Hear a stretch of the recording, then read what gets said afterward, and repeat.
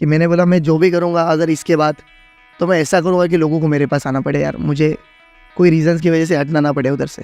मेरी इसी चीज़ है कि मैं सोशल मीडिया जब भी यूज़ करता हूँ उसमें यही ढूंढता हूँ कि मैं क्या बना पाऊँगा। मैं ये नहीं देखता कि किसने क्या किया, मैं ये देखता हूँ कि मैं क्या करूँगा। मेरे फेक अकाउंट से किसी ने किसी के साथ फ्रॉड कर लिया था। ओके। तो वो चीज़ मुझ पे आ गई थी, सूरत में ही था। तो मैंने साइबर सेल में इन्फॉर्म किया, तो मैंने अपना अकाउंट उधर रजिस्टर करवाया सारा, यूट्यूब का, स्नैप का और इंस्टाग्राम का। तो कुछ भी मेरे नाम से हुआ तो मेरे पे नहीं आएगा, अगर मेरे अकाउंट से हुआ है तो मेरे पे आएगा।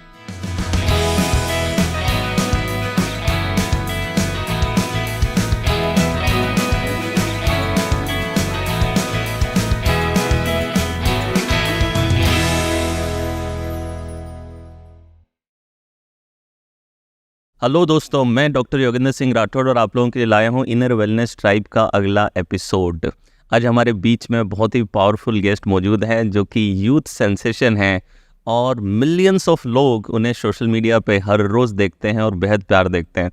बहुत कम उम्र के अंदर इतनी सफलता इन्होंने पाई है। So please welcome Rohit झिंझुरके।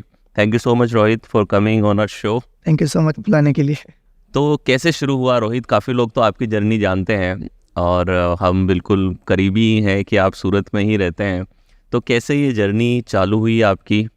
How it started? जो बिहाइंड द सीन है वो थोड़ा हमें बताएं। पहले से मतलब यही कि नॉर्मल सा लड़का था मैं पहले। तो नया फ़ोन मिला घर से, तो फिर उसका यूज़ होना स्टार्ट हो गया। तो मैं जॉब पे होता था, टाइम मिलता था मुझे, तो तब म्यूज़िकली होता था टिकटॉक से पहले। यस म्यूजिकली आता हाँ। था।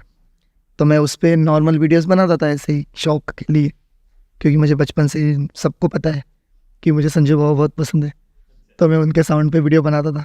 तो उस टाइम पे मैं बनाते गया, बट सिर्फ एक खुद के शौक के लिए कि हाँ मैं भी ऐसे कर सकता हूँ, थोड़ा बाबा को मैच कर सकता हूँ। फिर मैंने बीच में इसे बनाना छोड़ दिया। फिर मुझे ऐसा पता लगा था कि आईफोन में स्लो मो होता है। तो मेरे दोस्त के पास आईफोन था। तो एक दिन मुझे ऐसे जॉब पे मुझे छुट्टी थी, तो मैंने उसको बोला कि मुझे तेरा फ़ोन दे शूट करने के लिए। मतलब बचपन के दोस्त है, अभी भी दोस्ती है। सो उसके फ़ोन में मैंने शूट किया, देन वो स्लो मो मैंने लिया अपने फ़ोन में एंड देन पोस्ट कर दिया एक सॉन्ग पे, सैड सॉन्ग पे। तो वो वायरल हो गया, क्योंकि उस टाइम स्लो मो बहुत बड़ी बात थी। तो म्यूजिकली पे वायरल हुआ? म्यूजिकली पे। ओके। फिर मैं करता गया, मुझे और थोड़ा ऐसे लगा कि यार वीडियो वायरल हो रहे, वाओ इतने सारे लाइक्स आ रहे, क्योंकि मैंने कभी देखे ही नहीं थे इतने लाइक्स अपनी प्रोफाइल पे। फिर मुझे प्रमोशंस मिलने लगे, सॉन्ग प्रमोशंस। क्या बात है। फिर मैं वो करने लग गया। फिर पता चला कि यार इसमें भी हम अर्न कर सकते हैं। मेरी एक दोस्त थी करीबी, मैंने उससे पूछा कि ये मैं जॉब से ज़्यादा मतलब इसमें अर्न कर रहा हूँ, तो मैं क्या करूँ? तो उसने मुझे बोला, देख ये इंडस्ट्री अभी स्टार्ट हुई है और तू नया है, और मुझे लगता है कि तू इस रेस में लंबा भागेगा। क्या बात है। तो फिर मैंने बोला, उसकी एक ज़बान पे मैंने बोला कि ठीक है। तो फिर मैंने 1 जनवरी 2020 को जॉब छोड़ा। हो 1 जनवरी 2020। फिर मैं मुंबई आया फर्स्ट टाइम ऐसे ही वीडियो बनाने के लिए। फिर मुझे बहुत लोग इधर मिले, मुझे स्टेशन पे से लोग पीछे भाग रहे, मुझे लगा मैंने क्या बिगाड़ा है भाई इनका। फिर वो पास में आए, बोले यार आपको फ़ोटो खींचना है। तो फिर मुझे लगा यार दबदबा तो है अपना। फिर तब से मतलब फिर मैं करते ही नॉन स्टॉप। क्या बात है। इसमें फैमिली सपोर्ट कैसा रहा आपको? कई बार फैमिली पूरी तरीके से सपोर्ट नहीं करती है ऐसे काम के अंदर कि आप अनऑर्थोडॉक्स हैं, जनरली वो ये स्पेक रखते हैं कि जॉब करे तो बढ़िया है। तो फैमिली सपोर्ट था आपको उसमें? फैमिली सपोर्ट था, क्योंकि बचपन से मैंने कभी घर के कामों को इग्नोर नहीं किया। जो घर के काम थे वो पहले रखे, क्योंकि मैं पहले जॉब करता था, जॉब करते करते वीडियोस बनाता था। तो मम्मी कुछ बोलती नहीं थी, जॉब भी तो कर रहा है ना, कुछ शौक तो नहीं है ना, ऐसे सिर्फ वीडियो बनाता है ना, और कुछ थोड़ी। लोग तो कितने शौक करते हैं, तो मेरा बेटा सिर्फ वीडियो बना रहा है ना, जॉब तो कर ही रहा है। फिर मम्मी को मैंने बताया कि मम्मी मैं इसमें भी कुछ कर सकता हूँ। बोलती तुझे जो ठीक लगता है वो कर। क्या बात तो है। फिर उस टाइम पे मेरी ये चॉइस सही रही। क्या बात है जी, बहुत ही बढ़िया और इंस्पिरेशनल जर्नी। तो अभी इतनी कम उम्र में जब सफलता मिलती है तो उसे कैसे हैंडल करते हो? कई बार कई लोगों को थोड़ी सी सफलता मिलती है, सर पे चढ़ जाती है, लोग एरोगेंट हो जाते हैं, थोड़ा घमंड आ जाता है और इस वजह से सफलता गिरा भी देते हैं। तो आप अपने आप को कैसे ग्राउंडेड रखते हो, स्टेबल कैसे रखते हो? सफलता मतलब मिलने का ये नहीं, क्योंकि मैं पहले से बहुत सीखते आया हूँ। क्योंकि मुझे दिख के आया है कि कौन कैसा है कौन कैसा है, क्योंकि मैं देखते आया हूँ। क्योंकि मैं पहले बहुत नॉर्मल था, तो मैंने उस टाइम पे देखा था कि लोग कैसे चेंज होते हैं। तो मुझे तब से मेरे माइंड में एक चीज़ है कि अपने कहीं भी जाए, कितने भी बड़ी हो जाए, बट अपने को जो जहाँ से हम आए हैं वही रखो, वही अपना स्वभाव रखो, और वैसा तुम खुद को रखोगे जितना तुम खुद को सही, मतलब कहते ना, रियल रखोगे, तो तुम्हारे लिए अच्छा है इन फ्यूचर। ओके, सो अपनी कभी अगर कोई मूड अच्छा ना हो और एक मोटिवेशन ना हो तो कैसे अपने आप को मोटिवेट करते हो क्या? मैं खुद के पुराने वीडियोस देखता हूँ। ओके, हाँ, तो उससे अच्छा मिलता है कि मैं कितना खुश रहा करता था, और मैं उस टाइम पे खुश रहा करता था, इसलिए आज मैं ऐसा हूँ। तो मैं वापस वैसे खुश रहूँगा तो मैं वापस बढ़ूँगा आगे। ब्यूटीफुल। सो डांस का भी हम बात कर रहे थे कि डांस का भी बड़ा शौक रहा है आपको। सो अभी भी डांस के लिए कोई ट्रेनिंग चल रही है? हाँ, मैं डांस कोरियोग्राफर को हूँ। सीरियसली आप करते हैं? सीरियसली एकदम डेडिकेट से, क्योंकि मेरा ये मेरी जर्नी, मतलब ज़्यादा लोगों को नहीं पता है, मैं बचपन में डांसर ही था। मतलब बहुत पहले, जब मैं 6-7 स्टैंडर्ड में था, स्कूल के टाइम में। सो तभी भी मेरे घर वालों ने मुझे सपोर्ट किया डांस में। मेरी मम्मी का सपना था कि तू डांस में जा, मुझे तुझे टीवी में देखना है। मम्मी आज भी बोलती है कि तू आज इतना फेमस हो गया, पर मुझे तुझे टीवी में ही देखना है। तो उस टाइम पे ऐसा था कि मैं स्टंट वंट बहुत करता था, और मतलब अंदर से मैं कहीं भी जाता था, शादी वादियों में भी डांस कर लेते थे हम दोस्त लोग। तो मुझे मेरे एरिया वालों के लोगों ने भी तब बहुत पुश किया था कि तू डांस में कुछ कर। तो मेरी मम्मी ने मुझे मुंबई तक भेजा तो था, बट यहाँ कुछ रीजंस की वजह से मैं नहीं सिलेक्ट हो पाया। ओके, तो क्या कोई रियलिटी शोज में आए थे कैसे? हाँ, ओके, इंडिया डांसिंग सुपरस्टार चलता था तब, स्टार गोल्ड पे, स्टार प्लस पे आई गेस। Yes yes. तो उसके लिए मैं आया था। तो मैंने दूर से जज देखे थे, तो मेरे को ऐसा लगा था कि वाह, मैं कहाँ आ गया हूँ। बट कुछ रीजंस थे कि मेरे इसमें वो लोग ने दूसरे लोगों को सिलेक्ट किया।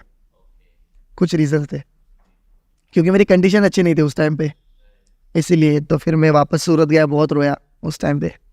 फिर मैंने डांस का बहुत ही छोड़ दिया, कि मैंने बोला मैं जो भी करूँगा अगर इसके बाद, तो मैं ऐसा करूँगा कि लोगों को मेरे पास आना पड़े यार, मुझे कोई रीजंस की वजह से हटना ना पड़े उधर से। क्या बात है। जो रियल टैलेंट है वही दिखे। ये जो आपके कई वीडियोस मैंने रिसेंटली देखे कि जिसमें बड़ा कुछ एक्शन भी होता है और पूरा मसाला होता है, ज़बरदस्त एंटरटेनमेंट होता है, तो इनको कौन डायरेक्ट करता है? वो मतलब सब में सब सब सब पूरा डायरेक्शन से लेकर के सीन क्रिएशंस। क्या बात है जी, ये तो बहुत ही क्रिएटिव चीज़ है। मतलब कि एक क्रिएटिव एस्पेक्ट भी, एक क्रिएटिव बंदा भी आपके अंदर है जो अब एक्सप्रेस आप बाहर की तरफ कर रहे हैं। अब जैसे एक साइड सोशल मीडिया की है जहाँ पे आपको बहुत पॉपुलैरिटी मिलती है, कभी ऐसा हुआ है कि कुछ लोगों से क्रिटिसिज्म भी मिला हो? ऐसा हुआ तो क्रिटिसिज्म को कैसे हैंडल करते हो? अगर कोई हेट कमेंट्स करते हैं या क्रिटिसाइज करते हैं तो? मैं पहली बात तो मैं अपने कमेंट कभी नहीं पढ़ता, कभी नहीं।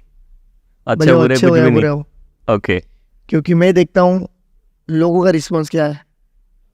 हाँ, मैं मैसेजेस देखता हूँ सबके डीएम में जाके, ओके। मैं कमेंट कभी नहीं पढ़ता।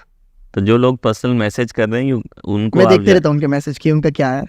अच्छा, तो सबका रिस्पॉन्स अच्छा आया रहता है, क्योंकि अगर आप कमेंट पढ़ोगे तो उसमें सारी, मतलब वो होता है ना कि 100 लोग आपको पसंद करेंगे, बट जो 1%, 100 में से जो 99 अच्छे रहेंगे और 1% जो रहते हैं ना, वो देख के आप कहीं ना कहीं डीमोटिवेट हो जाते हो। यस, बहुत से लोग होते हैं। हाँ, तो मेरा भी वही सीन है कि मैं डीमोटिवेट बहुत जल्दी हो जाता हूँ।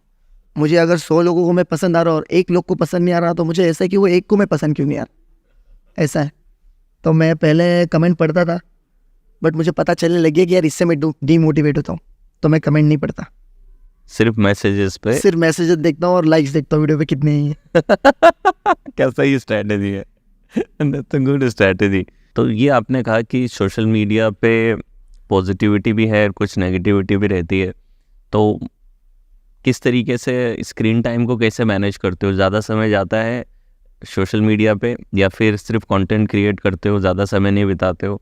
क्योंकि कई लोग आजकल सोशल मीडिया के एडिक्ट भी हो चुके हैं, जो दिन रात बैठ कर के बस रील्स देखते रहते हैं और कई इंपॉर्टेंट काम है जो छोड़ देते हैं। तो इस पे तुम्हारा क्या मानना है कि इस पे क्या सोच है? मेरी इसी चीज़ है कि मैं सोशल मीडिया जब भी यूज़ करता हूँ उसमें यही ढूंढता हूँ कि मैं क्या बना पाऊँगा। मैं ये नहीं देखता कि किसने क्या किया, मैं ये देखता हूँ कि मैं क्या करूँगा। तो मैं तो ज़्यादा मतलब यूज़ तभी करता हूँ जब मुझे कुछ ढूंढना होता है, कुछ कंटेंट अपना सोचना होता है। तो मैं कभी भी कोई चीज़ अगर मेरे माइंड में नहीं आ रही है तो मैं किसी की मतलब कुछ देख लिया तो उससे मैं एकदम अलग लेवल का सोचूंगा, देन उसके बाद अपना कंटेंट रेडी करूँगा वो जो कि कहते मैं हैं क्या ना कर पाऊंगा कि इसमें। यस, वो कहते हैं कि दो प्रकार के यूजर्स हैं, एक कंज्यूमर है और एक प्रोड्यूसर है। एक है जो कंटेंट प्रोड्यूस करने में अपना पूरा एफर्ट लगा रहे हैं, और एक वो है जो सिर्फ दिन भर कंटेंट कंज्यूम कर रहे हैं। तो I think you are in production, कि आप बस प्रोड्यूस कर रहे हैं और उसको कंस्ट्रक्टिवली यूज़ कर रहे हैं। और ये भी एक अच्छा पॉइंट कहा कि कई बार क्रिएटिविटी बिल्कुल स्क्रैच से करने के बजाय अगर हम अपने आसपास से इंस्पिरेशन ले लें तो क्रिएटिविटी बड़ी फास्ट हो जाती है, फिर उस पर अपना माइंड लगा कर उसको इम्प्रोवाइज किया जा सकता है, उसको और ज़्यादा बेटर बनाया जा हाँ, सकता है। जिससे कि लोग रिलेट कर सके। ऐसा मैं ज़्यादा करके वही चीज़ पे फोकस करता हूँ कि लोग रिलेट कर सके। तो फिर लोग अपने को क्या मानते हैं कि वो कोई अपने को इंस्पिरेशन नहीं मानते ना कुछ, वो मानते कि ये अपना बंदा है, ऐसा ऐसा समझ के चलते हैं वो। और ना ही मैं ये चाहता हूँ कि कोई इंस्पिरेशन आने या कुछ, वो समझे कि ये अपना बंदा है। Right, good thought. सो कभी ऐसा होता है कि किसी दूसरे इन्फ्लुएंसर्स को देख करके कुछ ऐसा कंपैरिजन वाली फीलिंग आती है कभी? एक चीज़ मैं बताना चाहूँगा कि मैं ना कभी किसी को ऐसे नहीं सोचता कि ये मेरा कंपटीशन है, ये मेरा कंपटीशन। मैं कभी भी खुद को ही कंपटीशन समझता हूँ कि मैं अभी जो हूँ मैं उससे बड़ा कब बनूंगा, राइट। इससे बेटर कब कर सकता हूँ। मैंने कभी ये नहीं किया कि मैं अभी इसने ये बनाया ना, अभी देख मैं ये बनाऊंगा, ऐसा कभी नहीं। मतलब मैं कभी भी, वो बोलते हैं ना कि मैं जोश जोश में कोई चीज़ ही नहीं करता, खास करके सोशल मीडिया पे। पहले जब स्टार्टिंग था तब गर्म खून था, तो तब कुछ पता नहीं था कि क्या होता है, गिर सकते हैं नीचे। तो तब पता चला कि नहीं यार, इसमें थोड़ा ऐसा है कि किसी पे ध्यान नहीं देना है, अपना रास्ता लेके ही चलना है, बस खुद का रास्ता बनाओ और खुद ही चलो। तो मैंने देखा कि तुम्हारे तो अकाउंट भी बहुत सारे नाम पे इतने हैं फेक कि अकाउंट बहुत है। बहुत सारे हैं, कोई हज़ारों की तादाद में है। हाँ, पैसे भी कमा रहे हो लोग। सो बट इनिशियली ये इम्पैक्ट करता था, मेंटली कुछ इम्पैक्ट आता था कि नहीं, बीच में एक सीन हुआ था स्टार्टिंग में, मेरे फेक अकाउंट से किसी ने किसी के साथ फ्रॉड कर लिया था। ओके। तो वो चीज़ मुझ पे आ गई थी, सूरत में ही था। तो मैंने साइबर सेल में इन्फॉर्म किया, तो मैंने अपना अकाउंट उधर रजिस्टर करवाया सारा, यूट्यूब का, स्नैप का और इंस्टाग्राम का। तो कुछ भी मेरे नाम से हुआ तो मेरे पे नहीं आएगा, अगर मेरे अकाउंट से हुआ है तो मेरे पे आएगा। ओके, तो इसका एक प्रोविजन पहले से आपने बना मैंने के सेट रखा करके है? रखा है क्योंकि हो चुकी है मेरे साथ इंसिडेंस। एक बार हो गया है। नाइस। सो आप बड़े कंसिस्टेंसी से काम कर रहे हैं पिछले इतने सालों से, 3-4 साल से बिल्कुल कंसिस्टेंट कंटेंट आप क्रिएट करते हैं। और मैंने कई बिगिनर्स और नए लोगों को देखा है कि जो उनका थॉट रहता है वो ज़्यादा फॉलोवर गेन करने पे रहता है, लाइक्स पे रहता है कंटेंट के बजाय। तो ऐसे यंगस्टर्स को आप क्या मैसेज देना चाहोगे कि कंसिस्टेंसी कहाँ से आती है, from where you get the consistency, कि ये जो मोटिवेशन है हर रोज़ बनाने का, तो वो कहाँ से आता है? जबकि कुछ लोग तो थोड़े दिन वीडियो बनाते हैं, एक चल गया तो ठीक है, फिर बैठ जाते हैं। तो आप इसको कैसे डील करते हो? मैं मेरा कहूँ तो मैंने वही किया जो मुझे अच्छा लगा। मैंने कभी दूसरों की चीज़ें देख के नहीं की, मैंने वो किया कि मुझे किस में खुशी मिल रही है। तो मैं इन लोगों को भी यही कहना चाहूँगा कि आप वही करो जो आपको पसंद आ रहा है। आई नो कि बहुत से लोग लगे पड़े इसके पीछे, इंडिया में मतलब करीबन 2 या 2.5 करोड़ इन्फ्लुएंसर्स है, ओहो। ऐसा मैंने सुना है। जी। सो सारे लोग लगे पड़े। तो मैंने ये चीज़ इसलिए की क्योंकि इसमें मुझे आइडिया थी और इसमें मुझे खुद पे कॉन्फिडेंस था कि मैं कर पाऊँगा, और इसमें लोगों ने भी मुझे बहुत साथ दिया। सो मैं आपको भी यही कहना चाहूँगा कि जो आपको ठीक लगे आप वही करो। ऐसा नहीं कि कोई ऐसा बना है तो मुझे भी ऐसा बनना है। आई नो लगता है, होता है कि यार हम भी ऐसे, क्या हम ऐसे बन सकते, बट अगर आपको खुद से, अगर अंदर का आदमी आपको आवाज़ दे रहा है कि नहीं तू कर सकता है, तभी आप ये चीज़ करो, नहीं तो फिर जो चीज़ आपको अच्छी लगती है वही करो। तो कई बार जब काम की वजह से ट्रैवलिंग भी हो जाती होगी, तो ऐसे में कभी बर्नआउट महसूस होता है कि मतलब थकान होना या मेंटल स्ट्रेस कभी आता है? ये सब तो बहुत आता है, बट अभी क्या ही करें, नहीं रोक सकता खुद को। तो क्योंकि बचपन से आदत है ना, करना है करना है, भले तो कितने भी थक जाए। कितने भी थक जाएं। कोई स्ट्रेस आता है कभी, मेंटल स्ट्रेस कभी लगता है ऐसा कि यार बहुत हो गया, इतना क्यों भाग रहा हूँ, या ऐसा कुछ होता है? नहीं, भाग रहे तो मिल भी रहा है ना, हाँ, तो उसके हिसाब से भागते रहते हैं। राइट। तो कोई प्रैक्टिसेस हैं आपकी, कोई मेडिटेशन या योगा या नहीं नहीं, ये सब वर्कआउट? कुछ नहीं, ये सब मुझे स्टार्ट करना है मेडिटेशन, क्योंकि मैं एग्रेसिव बहुत हूँ कभी कभी। सारे जब जब सारे काम का बर्डन एक साथ आता है तो मैं गुस्सा हो जाता हूँ कि यार मैं क्या क्या करूँ। ये सब चीज़ें सब दोस्त दूर भागने लग जाते बट थोड़ा मतलब सोचता हूँ कि नहीं, काम है, काम के हिसाब से लेके चलते, सो तब खुद को कंट्रोल कर लेता हूँ मैं। Good, that's a good point. So yes, I think many times if you want to control anger, meditation is the best practice, right? Just 10 to 15 minute, 10 से 15 मिनट भी अगर हम करते हैं एवरी मॉर्निंग, ये आपकी क्रिएटिविटी को बहुत ज़्यादा एनहेंस कर देती है। कई बार बाहर से बोरिंग लगती है, थोड़ी सी सुनने में थोड़ा बोरिंग लगता नहीं है, नहीं, बट मुझे बट genuinely करना है। यस, तो ये चीज़ अगर आपकी प्रैक्टिस में आए तो ओवरऑल आपकी व्यक्तित्व को, आपके पर्सनालिटी को बहुत ज़्यादा इम्प्रूव कर देती है, मेंटल क्लैरिटी बहुत स्ट्रॉन्ग हो जाती है। और जैसे आप एक क्रिएटिव फील्ड से हैं तो क्रिएटिविटी बहुत स्पार्क होती है, मतलब कि, और से मैं भी एक लेखक हूँ तो मेडिटेशंस ने मुझे बहुत मदद किया कि मैं जो लिखते समय जो क्रिएटिविटी है वो बहुत स्ट्रॉन्ग होने लगती है जब आप मेडिटेशंस या योगा या वर्कआउट जो भी करते हैं, वर्कआउट तो आप करते ही हैं। और दूसरी चीज़ ये भी होती है, कई बार आपने कहा कि डायरेक्शन भी आप कर रहे हैं, एक्ट भी कर रहे हैं, तो जब इतने सारे काम हैं तो उस टाइम पे एक मेंटल क्लैरिटी और बेटर हो सकती है, आप अपना जो बेस्ट है वो और ज़्यादा दुनिया के सामने लेकर के आ सकते हैं अगर मेडिटेशन या ऐसी प्रैक्टिसेस हमारे में रहे तो अपने कोई गोल्स आप बनाते हो तो कोई गोल सेटिंग या कुछ लिखते हो गोल्स, या सीधा सिर्फ मन में सोचता हूँ। सोचा और सोचता हूँ। एक्शन किया? कुछ विजुअलाइजेशन करते हो? डू यू नहीं, विजुअलाइज? वो मतलब वीडियोग्राफर जो होता है उसको बोल देता हूँ तुझे ऐसे सब, क्योंकि मुझे कैसा है, मैं इन चीज़ों पे बहुत शार्प हूँ कि अगर मैं एक्ट भी कर रहा हूँ ना, अगर वो मेरे पीछे से भी शूट ले रहा है ना, मुझे पता चल जाएगा कि उसने मुझे फ्रेम से बाहर निकाला है। अच्छा, हाँ, मैं उसको बोलूँगा वापस शूट ले। हाँ, और वो भी समझ जाएगा कि रोहित को समझ गया है। ऐसा मैं इतना मतलब, मैं भले कुछ भी एक्ट कर रहा हूँ, मैं भले स्टंट कर रहा हूँ या कुछ भी कर रहा हूँ, मुझे पता चल ही जाता है कि उसने मुझे काटा है। ओके, सो वापस मेरे ऐसा नहीं, मेरे वीडियो इतने इजीली नहीं बनते जितना मतलब लोग देख के एंजॉय करते हैं, और उनको भी पता है इसके पीछे बहुत सारा एफर्ट लगे रोहित को। बट इसमें जितनी मेहनत लगती है उसके लिए मेरी टीम, मेरा वीडियोग्राफर, जितने भी लोग उधर उस टाइम पे होते हैं वो सारे बहुत मेहनत करते हैं उस वीडियो में। सो मैं बहुत लकी हूँ कि मेरे पास ऐसी टीम है कि मैं कुछ कर पाता हूँ उनकी वजह से, और वो सही लोग भी बात मुझे है। पुश करते हैं कि नहीं तू कर, हम खड़े हैं। सो ये, और ये आज के नहीं, ये पहले से ही दोस्त है मेरे, तो आई थिंक वो जो नया बात कोई है नहीं इनमें कि से। हर एक सक्सेस के पीछे there is a team work, कभी भी कोई इंडिविजुअल नहीं, भले ही एक नाम एक इंडिविजुअल को बन जाता है कि एक रिप्रेजेंटेशन बन आप कभी जाती है, खुद को, बट मैं एक चीज़ कहना चाहूँगा, मैंने बहुत जगह से सुनी, one man show, one man show. आप कभी खुद को वन मैन शो नहीं कह सकते, आपके पीछे टीम वर्क है। राइट, सही बात है। आप इवन खुद अकेले शूट नहीं कर सकते, आप खुद अकेले सारे लोगों का एक्ट नहीं कर सकते, सब चाहिए तब आप कुछ बन सकते हो। इवन आप टेनिस भी खेल रहे हो ना, तो भी भले ही टेनिस में आप दिखते हो कि आप अकेले हो, लेकिन उसके पीछे जो कोच की मेहनत है, घर वालों का सेक्रीफाइस है, टीम वर्क तो हर अब हम जगह पे जन्म है। से तो नहीं सीख के है ना, राइट, तो यही मैं एक चीज़ कहना चाहूँगा कि अगर तुम ये चीज़ टीम को लेके आगे चलोगे ना तभी तुम आगे जाओगे, नहीं तो तुम टीम को ही खुश नहीं रख पाओगे ना, तो तुम नहीं, तुम्हारा अच्छा नहीं क्या फ्यूचर। बात है, बहुत ही इंटरेस्टिंग बात आपने कही। और मैं इतने पॉडकास्ट करता हूँ आजकल और अपनी जर्नी में भी बहुत सारे लोगों से मिला, ये बिल्कुल एक कॉमन चीज़ है जो सब ने कही है कि आप अकेले नहीं बनते हो, आपके आसपास बहुत सारे लोग होते हैं जिनका एक कंबाइन एफर्ट होता है, और सबको एक साथ में लेके चलना, दैट इज़ वेरी इंपॉर्टेंट। सो रोहित, तुम एक एंटरप्रेन्योर भी हो और एक क्लोथिंग ब्रांड भी है। सो एंटरप्रेन्योरशिप की जर्नी कैसे चालू हुई? कई बार लोग MBA करते हैं, बहुत एक बैकग्राउंड होता है, या तो फैमिली बैकग्राउंड होता है, कई बार MBA करते हैं।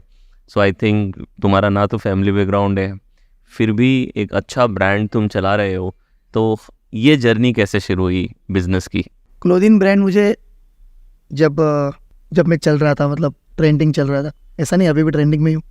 सो जब स्टार्ट हुआ तो तब मैंने सोचा था कि मेरी एक पहचान होनी चाहिए, अगर मैं कल उठ के नहीं भी रहूँ तो मेरी एक पहचान होनी चाहिए जिंदा। तो तब मैंने सोचा था कि मैं ब्रांड करूँगा, और तब मैंने बहुत ट्राई किया, बट वो कहते ना कि एक टीम चाहिए। सो मुझे ये सोर्स स्टार्ट करना था ज़ीरो से लेके एंड तक, मतलब धागे से लेके पूरे T-शर्ट तक, पूरा यही मेरा खुद का चाहिए था। क्या बात सो है, मैं तब से लगा पड़ा था इस चीज़ के पीछे, और वैसे भी सूरत और धागा ना हाँ, बनाए कैसे चल और सकता मैंने है? जॉब भी उसमें ही की है। अच्छा, टेक्सटाइल में कर हाँ, रहे थे टेक्सटाइल में। जो? अब ओके मुझे उसमें आइडियाज बहुत है, जी। मुझे खुद को भी सिलाई करने आती है। अच्छा, हाँ, सो मैंने तब से सोचा था, तब से इसके पीछे लगा था। देन फिर मैंने टीम जमा की पूरी 09 की, और नाम भी इसको खुद का ही था 09 09 नाम है क्लोथिंग ब्रांड क्लोथिंग का। ब्रांड का, जो मैं मतलब पहन के आया हूँ आज। अरे वाह, क्या बात है। तो इसको मैं बहुत आगे तक लेके जाना चाहता हूँ, क्योंकि ये मेरा ड्रीम है एक, कि फ्यूचर में अगर कल उठ के मेरे बच्चे भी होते तो वो भी इसको चलाए। अरे ऐसा। यार क्या बात है। तो ये सपना है कि ये चलते रहे, और ये जितना हो सके उतना इंडिया में ज़्यादा चलता रहे, इंडिया के लोग पहने। बहुत बढ़िया। तो बिजनेस की समझ कहाँ से आई? वो जो कहते हैं अपने गुजरात के अंदर तो हवा में है बिजनेस, तो हवा में वही है, business। वहीं से आया है। वो भी मतलब बिजनेस तो मतलब मुझे करना ही था, मेरा नेक्स्ट गोल मतलब बिजनेस तो मुझे करना ही है। बट ये ब्रांड के पीछे एक और ऐसी चीज़ है कि मतलब मैं पहले जो कपड़े पहनता था जो अदर ब्रांड्स के, तो मुझे कोई भी पूछता था कि कौन सा? यार ये आपके कपड़े बहुत अच्छे हैं, ये आपने कहाँ से लिए। बट सीन क्या होता था कि वो लोग मुझे पूछते थे कि जो जिनको मेरे जैसा बनना था, हाँ, तो मैं बता नहीं पाता था कि ये कपड़े मैं कहाँ से लाया और कितने के लाया। मेरे में हिम्मत नहीं होती थी ना, तो मैं बता नहीं पाता था कि ये इतने महंगे हैं और ये चीज़ है। तो मैंने तब ऐसा सोचा कि मैं जो कपड़े पहनूंगा ना वो लोगों को बहुत पसंद है, तो मैं अपना ब्रांड लाऊं और मैं उस रेंज में बेच सकूं कि लोग पहन सके, और उनको ऐसा घमंड हो कि नहीं ये कपड़े रोहित पहनता है तो हम भी पहनते हैं। अरे यार तो इसीलिए मैंने ये ब्रांड, मतलब ये भी एक गोल था मेरा। और बिज़नेस तो मुझे करना ही था, ऐसा नहीं कि ब्रांड और बिज़नेस करने मुझे, खास करके तो मेन गोल सूरत में बिज़नेस सेट करने हैं बहुत सारे। तो समय कैसे निकालते हो? बिजनेस को अभी समय दे रहे हो या उसको पूरा कंप्लीटली ऑटोमेट नहीं, किया है? उसके लिए टीम है ना, मुझे सिर्फ जाना है, अपना शूट करना है, बस और बस मैं फ्री उसके पोस्ट बाद करना है। फ्री। इसीलिए मैंने बोला था ना कि आपको कि टीम लगती है तभी हम सब ध्यान है कि अगर सभी हम एक साथ करेंगे तो हम पीछे ही रह जाएंगे, वो करते करने में ही सब आगे चले जाएंगे और हम एक ही जगह पे रह जाएंगे। राइट। तो इसके लिए एक टीम चाहिए, तुम अकेले कुछ नहीं कर सकते अगर तुमको कुछ बड़ा करना है तो। तो आपको क्या लगता है एक अच्छे रिश्ते के अंदर क्या क्या क्वालिटीज लगनी चाहिए अकॉर्डिंग टू यू? देखो, ऐसा तो नहीं है कि जैसा हमको चाहिए वैसा हमको मिलना चाहिए, ऐसे मिलता तो है नहीं, कुछ ना कुछ तो खूबी होती है। बट सीन ऐसा है कि मैं चाहूँगा अगर मेरा कोई पार्टनर हो तो वो जो मैं चीज़ें करता हूँ उसको एक्सेप्ट करे। पहली बात तो मतलब मुझे ऐसे खुला घूमना बहुत पसंद है, बिंदास रहना बहुत पसंद है, मुझे स्ट्रीट खाना बहुत पसंद है। बिंदास रहना मतलब ऐसे वो कि अगर 4 लोग सामने खड़े हैं तो वो अपने बारे में क्या सोचेंगे, ये सब मुझे नहीं पसंद। मुझे ऐसा कि मैं अपने हिसाब से रहूँ, बस ठीक है मेरे लिए। तो ऐसी हो कि जो जज ना करे मुझे, और एक ये जो सपोर्टिव हो, बैक सपोर्ट बन के रहे मेरे दोस्तों की तरह। आई थिंक यही दोस्तों का भी सबसे इम्पोर्टेंट रोल हमारी लाइफ में यही रहता है कि उनके सामने जो हम हैं वो खुले रह सकते हैं, कुछ भी छुपाने की ज़रूरत नहीं है, कुछ फेक करने की ज़रूरत नहीं है, आप आराम से, और कोई ये डर नहीं है कि ये मेरे बारे में कुछ सोचेगा, जज करेगा, वो नहीं रहता है। तो कई बार जो रोमांटिक रिलेशंस होते हैं उनमें भी वो दोस्त का होना बहुत ज़रूरी है अगर उसे हम लंबे समय तक ले जाना चाहते हैं। तो अभी तो यू आर जस्ट 23 ईयर्स है, अभी ओल्ड, तो बहुत लाइफ बाकी है। अभी तो बहुत लंबा हाँ, आगे मतलब जाना कभी है। कभी ऐसे होता है कि यार मैं सिंगल क्यों हूँ? ऐसे ये लगता है अंदर से बहुत।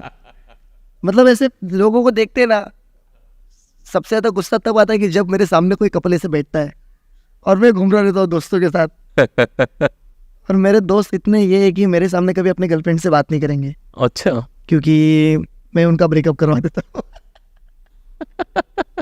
तो मैं जब सूरत में नहीं रहूँगा तभी हो जाएंगे अपनी गर्लफ्रेंड से मिलने, मेरे सामने कभी कोई नहीं जाएगा। अच्छा, मतलब कि हम तो डूबे हैं सनम, हाँ। तुम्हें भी ले डूबेंगे ऐसा? ऐसा मैं उनको बोलता, सालो जब तक मैं सिंगल हूँ तब तक तुम लोग भी सिंगल रहो। पर कुछ नहीं यार, है उनका तो अभी करने दो। मुझे जो चीज़ें चाहिए वो मुझे मिल नहीं रही, इसलिए मैं सिंगल हूँ।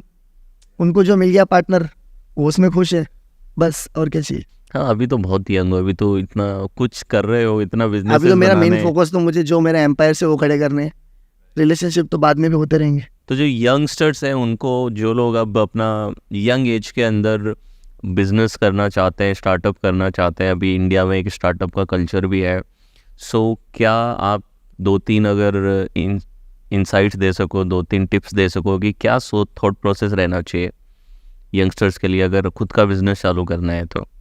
बिजनेस देखो, बिजनेस इतना भी इजी नहीं जितना हम सोचते हैं कि चालू कर दिया तो हो गया।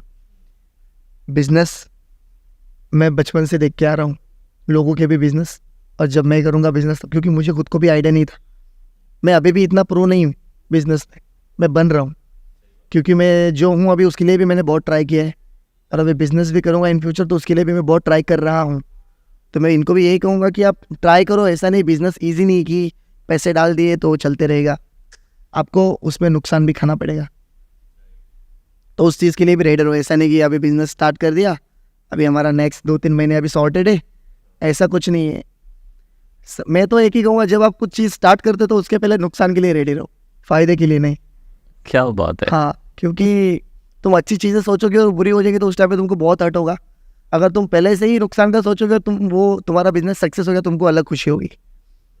तो बस यही मैं कहना चाहूँगा कि कुछ भी चीज़ें स्टार्ट करोगे तो सोच समझ के करो, और 4 लोगों की राय लेके करो, ऐसा नहीं खुद के मन से कर लिया।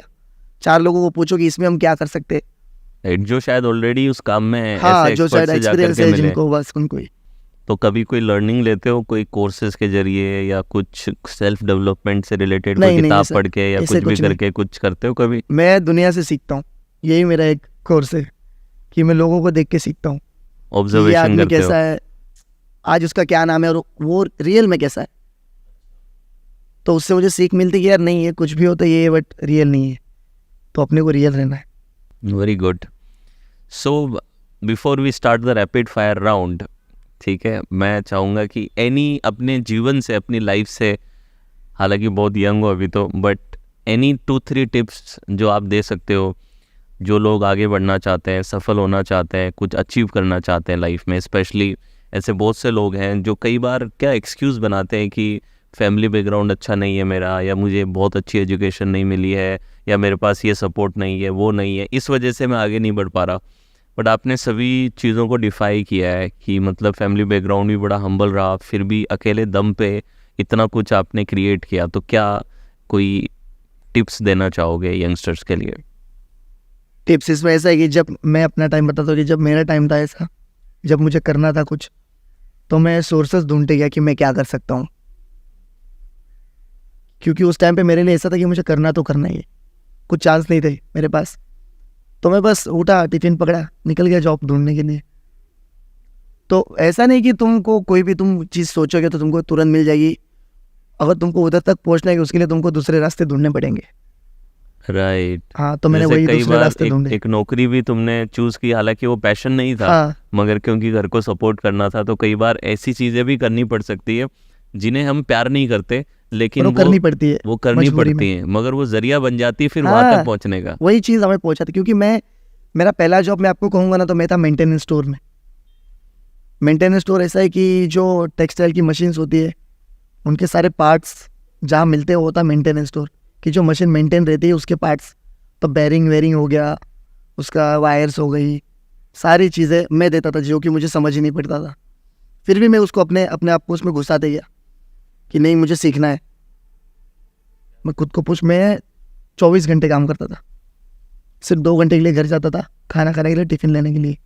बाकी 24, क्योंकि मेरी सैलरी थी 7,000 सिर्फ, तो मैं उसको डबल करने के चक्कर में ओवर 24 टाइम कर घंटे रहे काम थे, करता एक्स्ट्रा था। टाइम हाँ, कर रहे थे। और उम्र थी मेरी 17 साल। तो पहली नौकरी 17 साल की उम्र में चालू कर दी थी? हाँ, उससे पहले तो मैंने जब 10th की मेरे को छुट्टी थी तो कपड़े की दुकान में किया था, जब तब मैं कपड़े था 14 साल का। क्या बात है। तो काफ़ी कम समय से एक आत्मनिर्भरता आपके अंदर रही है। तो आई थिंक जो यंगस्टर्स हैं उन्हें सबसे पहले तो अपने अंदर एक इच्छा बनाएं कि वो सेल्फ डिपेंडेंट रहें और खुद पे भरोसा रखें, पहले सीख लें। कई चीज़ें ट्राई करनी पड़ सकती है रास्ते में, कई बार फेलियर मिल सकती है, सेटबैक्स मिल सकती है, तैयार रहें जो आपने कहा नुकसान के लिए। कई बार नुकसान भी हो सकते हैं, फेलियर भी मिल सकती है, सेटबैक्स भी मिल सकते हैं, मगर उससे घबराएं ना, उल्टा उनसे सीख करके इवॉल्व करते रहो, प्रोग्रेस करते रहो और आगे बढ़ते रहो। बहुत बढ़िया रोहित, बहुत ही क्रिस्प और शॉर्ट आंसर आपने दिए, बड़ा अच्छा लगा। और now we will transition into rapid fire. So now we are going to go for the rapid fire with Rohit. काम के बाद रिलैक्सेशन का तरीका? घर पे आके सो जाओ, और क्या। नहीं, सबसे पहले एडिट को बैठाओ, एडिट को? आउटपुट का वेट करता हूँ काम के अच्छा। बाद। आउटपुट आ गया, उसके बाद में फिर उसके बाद पोस्ट करके सो जाता हूँ। गुड। 10 दोस्त या 100 करोड़? दोस्त। यादगार ट्रेवल डेस्टिनेशन कौन सी है? घर वालों के साथ और दोस्तों के साथ कश्मीर हुआ था, कश्मीर गया था सबको लेके मेरे बर्थडे के टाइम, तो वो यादगार है। क्या बात है। बॉलीवुड मसाला मूवी या फिर हॉलीवुड का कोई थ्रिलर? बॉलीवुड मसाला। लास्ट देखी गई ज़बरदस्त मूवी? बहुत दिन हो गए मूवी नहीं देखी यार, नहीं देखी? बहुत दिन हो गए। सीरीज, कोई वेब सीरीज? मेरे को एक लास्ट वेब सीरीज मैंने देखी होगी तो वो सास बहू एंड फ्लेमिंगो। सास बहू एंड फ्लेमिंगो, क्या बात है। फैशन आइकन कौन है फेवरेट? ऐसे देखने जाओ तो अपने इंडिया में मुझे रणवीर सिंह का बहुत अच्छा लगता है। रणवीर सिंह Fashion। अच्छा लगता है, क्या बात है। फैमिली टाइम या फ्रेंड्स के साथ पार्टी? डिफिकल्ट है, घर वालों को लेके सब साथ में पार्टी। हाँ, तो फिर डिसेंट पार्टी करनी हाँ पड़ेगी वही हमें। डिसेंट ही पार्टी होती है अपनी। आपको सबसे ज़्यादा इंस्पायर कौन करता है? मेरी पुरानी चीज़ें, मैं क्या सोचता हूँ खुद को ही समझाता हूँ, या तो मेरे दोस्त लोग मुझे इंस्पायर करते हैं। गुड। बचपन का कोई ऐसा सपना जो पहले नामुमकिन लगता था लेकिन अब हकीकत बन चुका है? मम्मी को खुश कर दिया, बहुत बड़ा सपना पूरा हो गया। क्या बात है। फेम या इनर पीस? पीस। अगर कंटेंट क्रिएटर ना होते तो क्या बनना पसंद करते? बिजनेसमैन। बिजनेसमैन। आई थिंक अब तो दोनों। कोई ऐसा बकेट लिस्ट में टॉप आइटम क्या है जो पूरा करना चाहते हो? कोई ट्रैवल का या और कोई? सिस्टर की शादी। सिस्टर की शादी करनी है। करियर में लिया गया सबसे बड़ा रिस्क क्या था? जॉब छोड़ा। ओल्ड स्कूल रोमांस या फिर modern dating apps? Old style. Old school romance. सबसे सरप्राइजिंग चीज़ जो आपकी किसी फैन ने की हो? टैटू किया है मेरा, अहमदाबाद का ही लड़का है, अच्छा। पूरा हाथ भर के मेरा। मैंने ना बोला था, बोलता है तुमको नहीं मिलना है, मेरे को टैटू करना है, तुम बात करो या नहीं करो मेरे को फ़र्क नहीं पड़ता, बोलता है मेरे को टैटू करना है, ऐसा बोलता है। मुझे धमकी दे रहा है। हाँ, मैं बाहर था पुणे में, और मैं जहाँ टैटू करता हूँ सूरत में, वहाँ आया, बोलता है मुझे रोहित का टैटू करना है। तो उसने मुझे फ़ोन किया, बोलती है इसको समझाओ थोड़ा। तो मैंने बोला फ़ोन दो उसको। बोलता है हाय भाई कैसे हो? मैंने बोला हाय भाई। मैंने बोला भाई क्यों कर रहे हो? मैंने बोला तुम सिर्फ मुझे देखते हो, तुम उसका टैटू करो जो तुम्हारी लाइफ में बहुत इंपॉर्टेंट है, तुम्हारे घर वालों का टैटू करो या घर वालों का नाम लिखो, या तुम जो चीज़ तुम्हें पसंद है, जो तुमको लाइफ में गोल है वो तुम करो। बोलता है भाई वो सब कुछ मेरे लिए तुम। क्या बात है यार, ये ऐसा तो बोला, नहीं सुना उसने, टैटू करके गया वो। करके गया। क्या बात है ये तो। स्टार्टअप में इन्वेस्ट करना या नया वेंचर खुद शुरू करना? नया वेंचर कुछ करना। क्या बात है। सबसे फनी मोमेंट कोई फैन के साथ? एक दिन तक गाड़ी में घुस गया था, कांच खोला मैंने, वो गाड़ी में घुस गया, ऊपर से? तो फोटो दो। मेरे को इतनी हंसी आई थी उस टाइम पे। क्या बात है। सबसे प्राउड मोमेंट क्या रहा तुम्हारा? सबसे प्राउड मोमेंट मतलब एक चीज़ चल रही है, वो अभी फाइनल हो जाएगी, तो प्राउड मोमेंट करूँगा तब खुद का घर लिया है सूरत में, तो तब करूँगा, तब पूरा प्राउड मोमेंट सबसे तब ज़्यादा। होगा कि यार। क्या बात है। अगला मेरा सवाल ये था कि फैमिली के लिए अभी तक सबसे ज़्यादा प्राउड क्या किया है? तो तो आई यही थिंक होगा यही सबसे बड़ा सबसे प्राउड बड़ा। फैमिली के लिए होगा कि दीदी की शादी इसलिए नहीं हुई क्योंकि उसको खुद के घर में रहना है, हाँ। और मेरा भी यही है कि जब तक मैं खुद का घर ना लो तब तक दीदी की शादी नहीं करूँगा। क्या बात है। और लास्ट एंड करने से पहले कोई लास्ट मैसेज जो आप ऑडियंस को देना चाहेंगे? यही कि मैं पहले से भी अभी बोलते गया कि जो करो वही करोगे जो तुमको अंदर से लगता है कि मैं ये चीज़ कर सकता हूँ। ऐसा नहीं कि तुम किसी को देख के कर रहे हो तो वो उसमें ऐसा नहीं होगा, बट वो पहचान तुम्हारी खुद की नहीं रहेगी। तो पहचान ऐसी बनाओ कि जो तुमको खुद के नाम से लोग पहचाने, किसी को देख के नहीं। तो यही कहना चाहूँ। Lovely. So thank you so much Rohit for coming. बहुत ही क्रिस्प और बहुत ही अमेजिंग कन्वर्सेशन रहा, and I am sure that जितना प्यार ऑडियंस आपको देती है, आई एम श्योर दैट इस पॉडकास्ट को भी उतना ही प्यार ऑडियंस देगी। और अंत में इस इनिशिएटिव के बारे में, जो ये पॉडकास्ट का हमने वेलनेस का इनिशिएटिव चालू किया यंगस्टर्स को इंस्पायर करने के लिए, आपका क्या सोचना है इसके बारे में? आप ऑडियंस को इसके बारे में क्या कहेंगे? नहीं, यही आप देखते जाओ इनके कंटेंट्स, क्योंकि यही चीज़ आप तक पहुंचा रहे कि इससे आपको कुछ सीखने मिले, और आप कहीं ना कहीं खुद को पुश कर सको। किसी की लाइफ की अगर कोई कहानी बता रहा है, तो मैं भी अपनी लाइफ में यही करता हूँ, मैं पॉडकास्ट कभी कभी देखता हूँ। सो मैं वही सीखता हूँ कि लाइफ में ऐसा नहीं कि बहुत से लोग थे, बहुत सी परेशानियाँ आई उनको, फिर भी वो सब फेस करके आज यहाँ है। तो ये वही सब दिखाना चाहते हैं, और ये आपके लिए ये कहीं ना कहीं हेल्प करेगी। सो वही बोलता हूँ, जितना हो सके आप इनको देखते रहिए और इनके चैनल को भी सब्सक्राइब कर लेना जितना हो सके उतना, और प्यार देते रहना इनको। Thank you so much Rohit, thank you.